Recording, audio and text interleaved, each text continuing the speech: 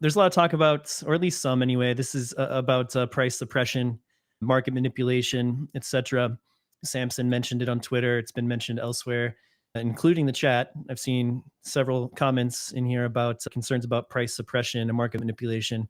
Let's talk about this a little bit, guys. My quick take is we hear this every cycle, every bull market. We hear this when we go through this chop solidation kind of stuff, price action.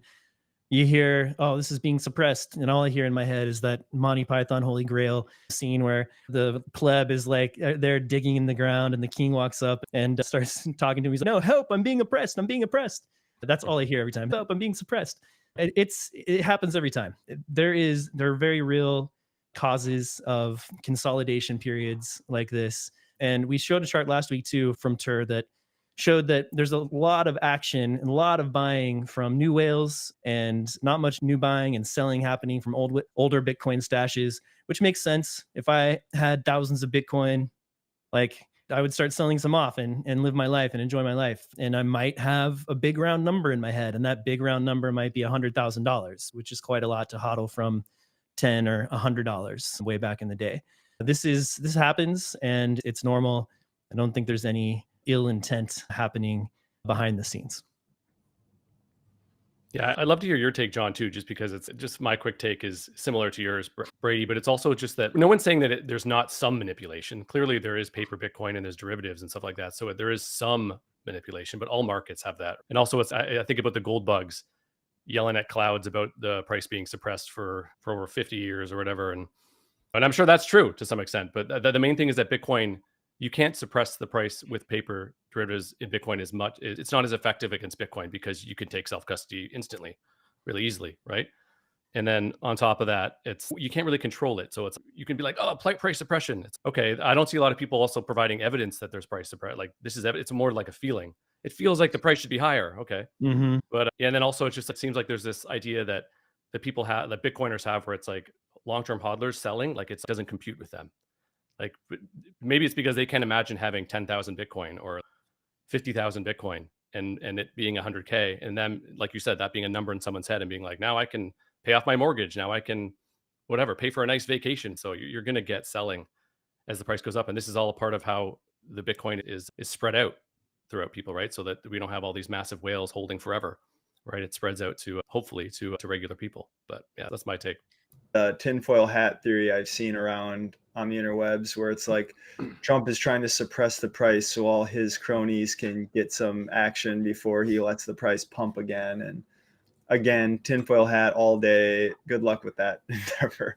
Now, on the flip side, we should be very vigilant at watching what the administration does, because yes, Trump brought in a bunch of billionaires who are theoretically good at business and they should be able to run our country better, let's say. That'd be the bull case. But on the other side, those guys like making money and they've got their hand in all this kind of stuff. And so I would expect them to enrich themselves along the way. I think that's where that theory is stemming from.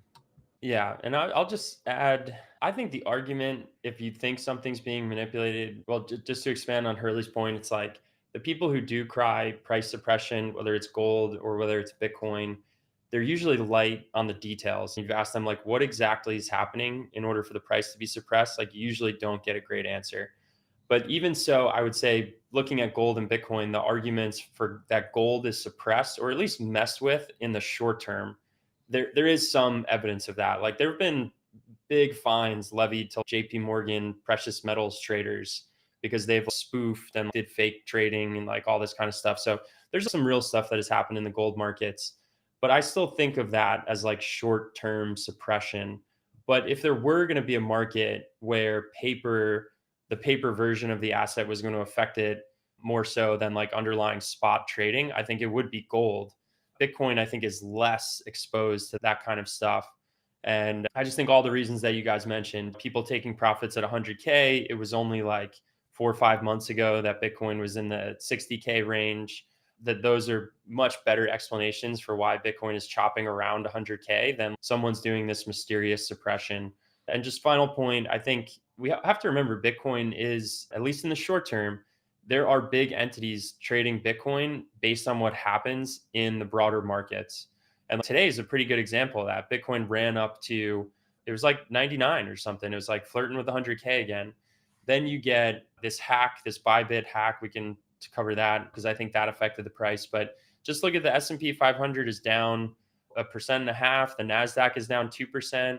There's not really an environment where you're going to see US stocks be down like a significant percentage and Bitcoin's just like rallying. Like these things are going to trade with some correlation. And that is a much better explanation than the mysterious suppression.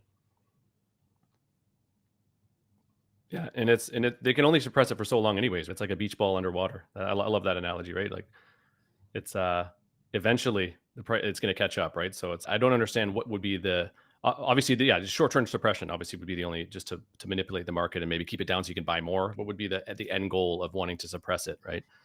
Anyway. Yeah, look, there are people who are going to want to sell. They may have a reason to. They may find some sympathetic reasoning as well with other companies or big corporations or who knows. And maybe they'll sell in tandem or something. I wouldn't call that manipulation. I wouldn't call that suppression. That's a market and that's the way it is. It's not gonna work forever. And we know that from history and the fundamentals. Bitcoin is just too useful and is reached escape velocity at this point. So just be patient.